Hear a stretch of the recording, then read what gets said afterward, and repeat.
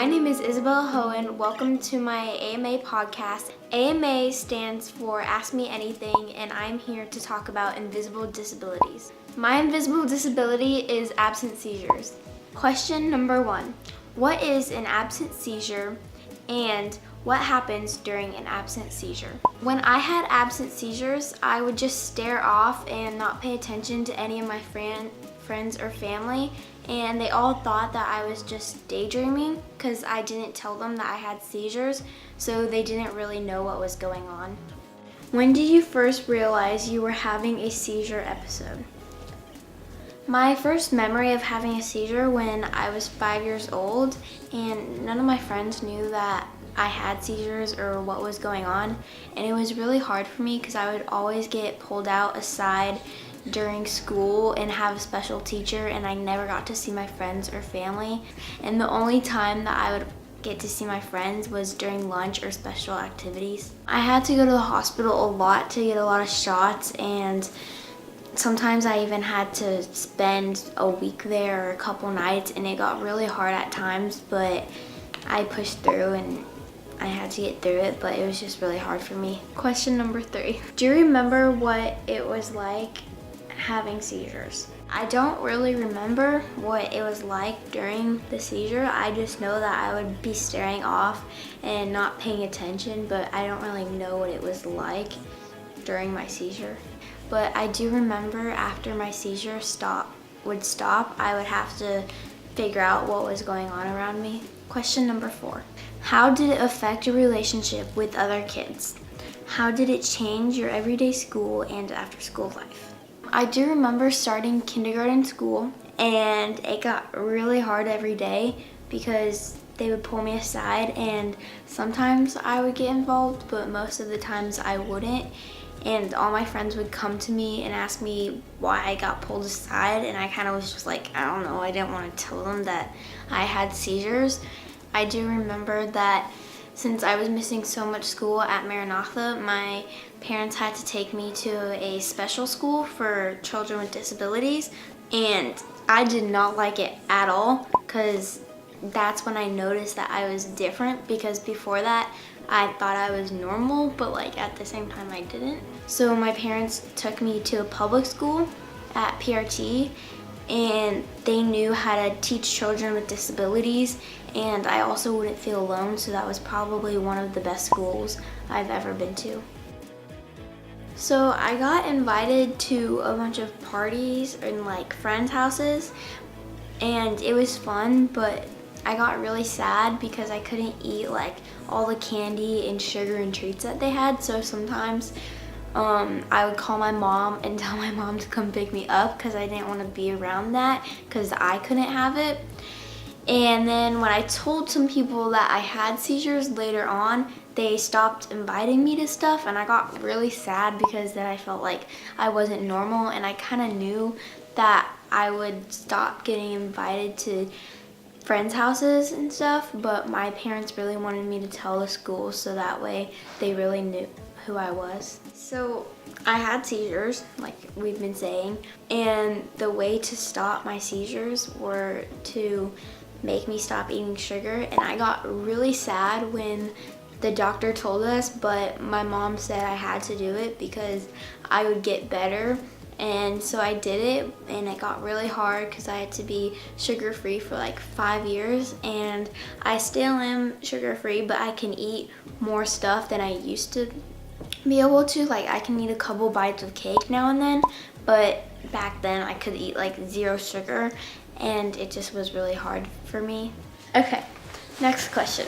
How did you deal with being considered different at your new school, and what advice would you give to another kid dealing with what you have? So it does suck being different. Everyone, I feel wants to be the same, and no one wants to be left out or considered different. But sometimes it can be good to be different because then you stand out more and more people notice you. Maybe you have something wrong at home, but you're still gonna wake up and go to school or wherever with a smile on your face. People do like that, and it can be good to stick out and be different. Next question.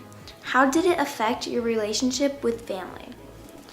It didn't really change that much, but the most part that changed was kind of the sugar, I guess, because then since I had to be ketogenic, all sugar-free and gluten-free, my mom made the whole entire family become sugar-free, so that way I wouldn't have a hard time eating and stuff. So if they ever wanted sugar, they would have to hide it inside of a closet or pantry where I wouldn't know. And I was happy that my family was trying to be sugar-free with me, so that way I wasn't dealing with it alone. How did it affect your schoolwork? How did you deal with other kids looking at you differently for getting extra help? It was really hard at first because my classmates would always be like, why are you leaving the classroom? Like, why do you always get extra help? And I'm like, I don't know, 'cause I wouldn't want to tell them because I was behind by 3 years and it was really hard to catch up. I had to do a lot of reading, a lot of math, a lot of everything, and it was worth it, but at times I would get mad because I wouldn't be the same as the other kids, but I really just had to push through and get through it. And I would also have a special teacher that would take me out of the class and give me extra help and help me with reading, math, or history, or anything that I needed help with. And all of my friends would come up to me and be like, why do you get this extra help? And I didn't tell them because I didn't want them to know that I was behind by 3 years because I thought that it would be really embarrassing. So I just didn't tell them. Next question. Were you able to hide your symptoms from your classmates and teachers? Yes, I could pretty much hide it from anyone. And when I did try to hide it, I would just act normal. And my friends would be like, Bella, did you get that? And I'd be like, yep, totally, sure. And when really I had no clue what they were talking about. And I got away with that for a pretty long time. But then my mom, she told the teachers that I had a disability, and then the teachers told my classmates, and so I couldn't act normal anymore, and people came up to me and they're like, oh my gosh, Bella, is everything okay? And I'm like, yeah.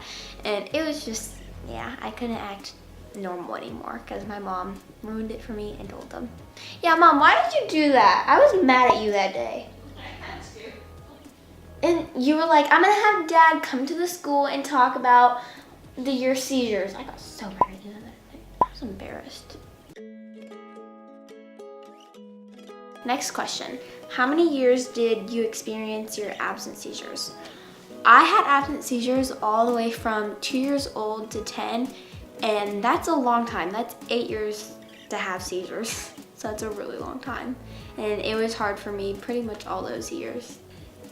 Are you better now? Could they come back?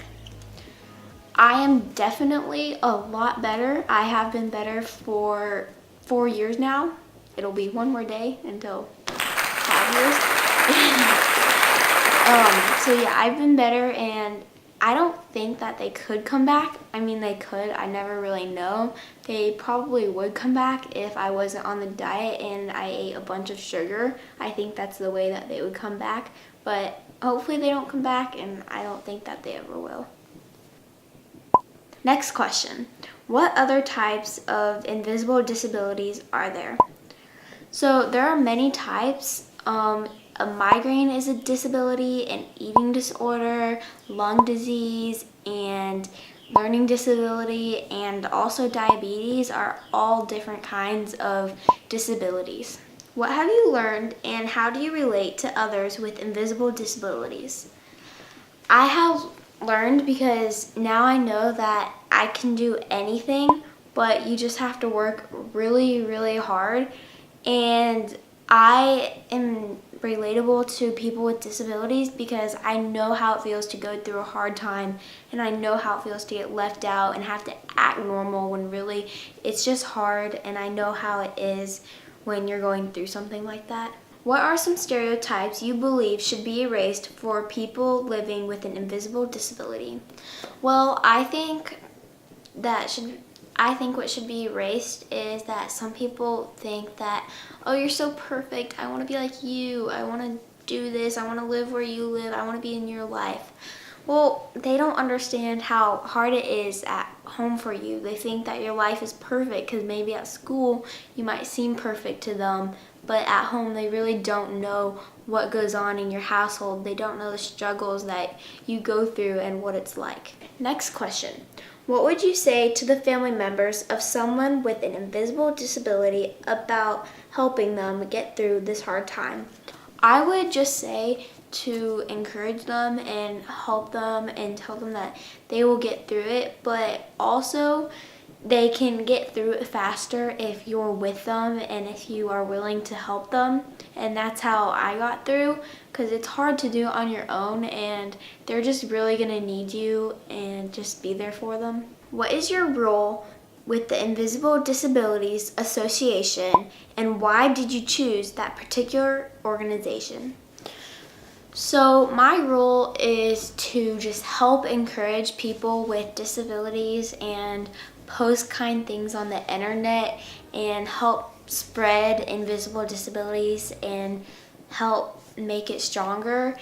And I chose invisible disabilities because when I was younger, I had a disability, which was seizures, and it was really hard. And I wanted to show people that have disabilities that there are ways to get through it and that they can get through it. And they might need a little help, they might struggle a little bit, but there's always a way around the puzzle. How would you encourage other young people to get involved with invisible disabilities, and where should they go to get more information? So I would encourage you because it's so much fun and I love helping people get better and helping them not feel alone, because it really is hard feeling alone, and you might think you're alone, but you're really not. And I just think it's a great thing to do. And to get more information, go to invisibledisabilities.org, and there will be a whole bunch of information of how to get involved and what it is, and you should go check it out. Now that I have told you guys my story and my experiences with invisible disabilities, I would like to know your guys' story and experiences with invisible disabilities. Please send me comments or questions on my website or my YouTube channel, Bella Rose Hoehn. I will answer your questions in episode 2 of the Bella Rose podcast.